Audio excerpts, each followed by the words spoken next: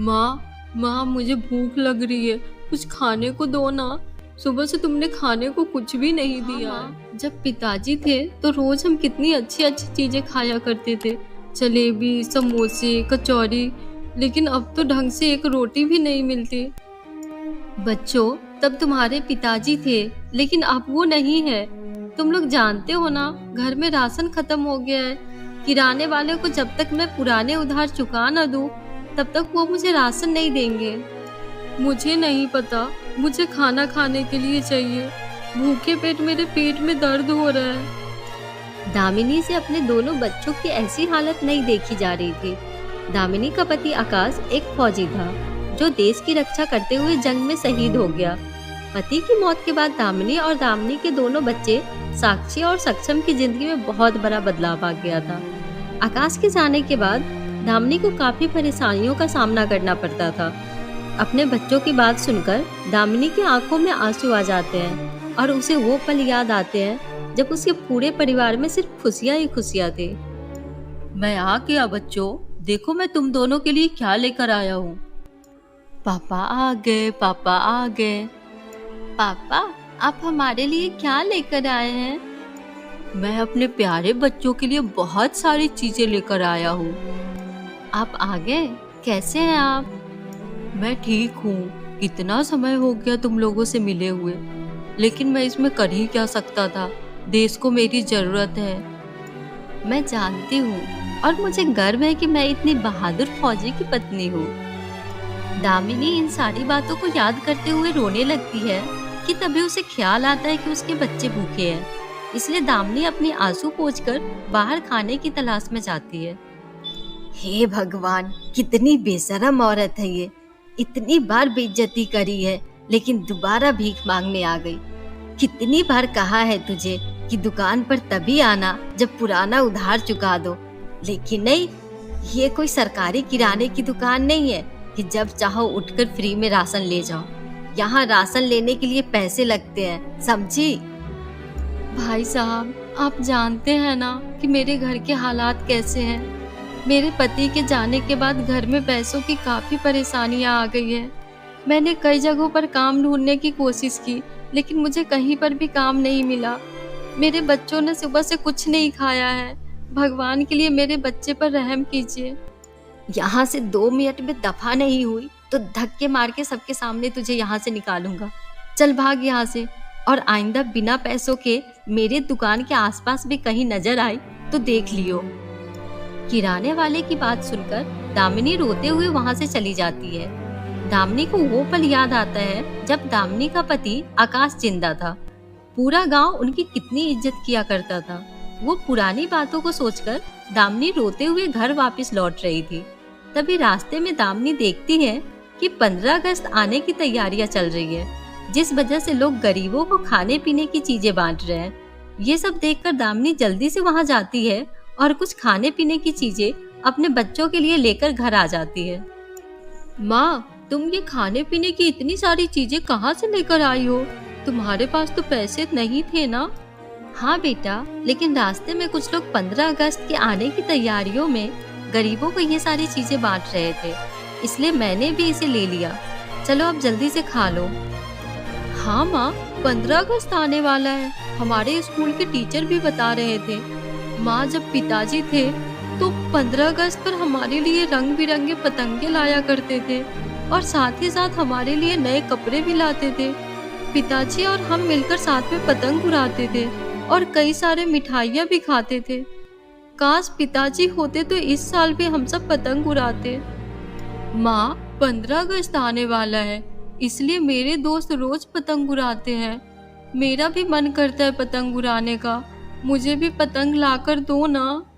मैं भी अपने दोस्तों के साथ मिलकर पतंग उड़ाऊंगा। मैं इनके खाने का इंतजाम नहीं कर पा रही हूँ, तो पतंग मैं कहाँ से लाऊंगी? भगवान, ये आप हमें कैसे दिन दिखा रहे हैं? तूने एक पल में हमारी सारी की सारी खुशियाँ छीन ली, मुझे विधवा कर दिया, मेरे बच्चों के सर पर से पिता का साया हटा दिया। सारा गांव हमसे नफरत करता है, कोई सीधे मुंह हमसे बात नहीं करता। मेरे बच्चे छोटे छोटे चीजों के लिए तरस रहे हैं। हे भगवान, मैंने सुना था कि तेरे घर देर है अंधेर नहीं, तो फिर हमारी इतनी क्यों परीक्षा ले रहा है? इतना कहकर दामिनी फिर से पुरानी बातों को याद करने लगती है। दामिनी देखना, आज तो मैं ही सबकी पतंग काटूंगा। नहीं माँ, आज मैं सबकी पतंग काटूंगा। पापा, आप अपनी पतंग मुझसे बचा कर रखना, कहीं कट न जाए। अच्छा बेटा, अब देखो तुम, मैं कैसे तुम्हारी पतंग काटता हूँ। क्या आप भी ना बच्चों की तरह हरकतें कर रहे हैं? दामिनी, तुम तो जानती हो ना, ये हरकत करने के लिए भी मुझे पूरा साल इंतजार करना पड़ता है। सिर्फ 1 महीने मिलता है मुझे तुम लोगों के साथ। मैं इस 1 महीने में पूरा 1 साल जीना चाहता हूँ। बच्चों, जैसा कि आप सब जानते हैं, कुछ ही दिनों में 15 अगस्त आने वाला है।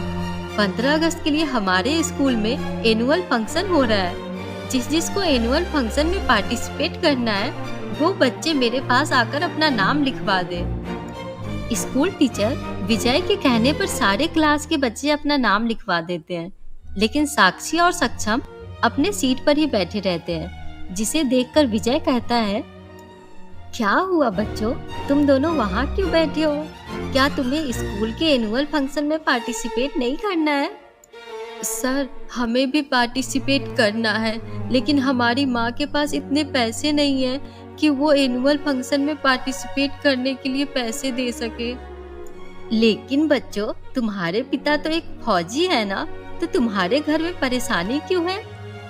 वो हमारे पिताजी जंग लड़ते हुए शहीद हो गए। पिताजी के जाने के बाद हमें बहुत सारी परेशानियों का सामना करना पड़ रहा है। हम कई दिनों तक भूखे ही सोते हैं।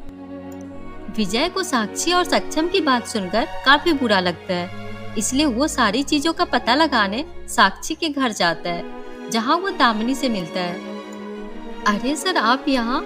अगर आपको कुछ काम था तो आप मुझे बुला लेते। कोई बात नहीं, मुझे आपसे कुछ बात करनी थी। आपके पति आकाश एक फौजी थे। साक्षी और सक्षम ने मुझे बताया कि वो जंग में लड़ते हुए शहीद हो गए। आप एक शहीद फौजी की पत्नी है, तो गांव में तो सब आपकी बहुत इज्जत करते होंगे, लेकिन आपके ऐसे हालात क्यों हैं? आपके बच्चे को कई दिनों तक भूखा रहना पड़ता है।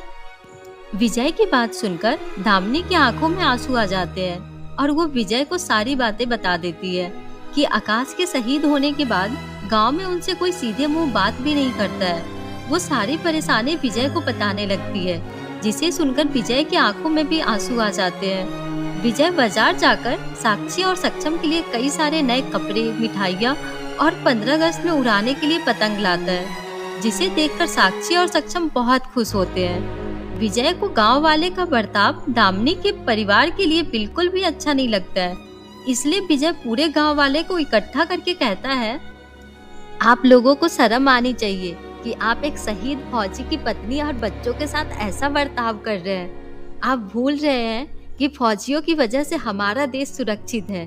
इन फौजियों की वजह से हम लोग रात भर चैन की नींद सो पाते हैं, और इन्हीं फौजियों के परिवार के साथ आप ऐसा बर्ताव कर रहे हैं। आप लोगों को तो इनके परिवार की इज्जत करनी चाहिए।